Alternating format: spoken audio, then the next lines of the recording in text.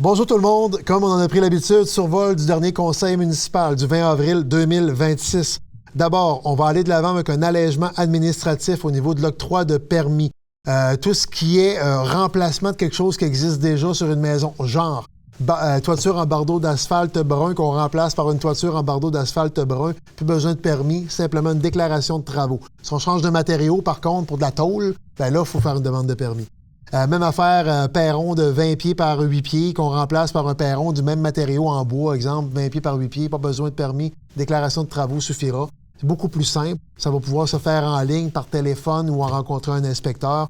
Bref, on allège le processus, les processus au niveau de l'octroi de certains permis. Place pour l'été.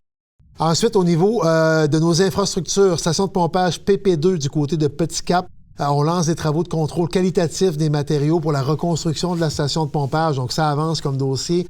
Au niveau de la sécurité urbaine, en fait, le projet de la maison de quartier de Sandy Beach, on va se faire confirmer une aide financière de 66 000 $ du ministère de la Sécurité publique pour le fonctionnement du projet de la maison de quartier. La Ville met 5 000 $ dans ce projet-là. C'est un levier important pour le filet social dans le secteur.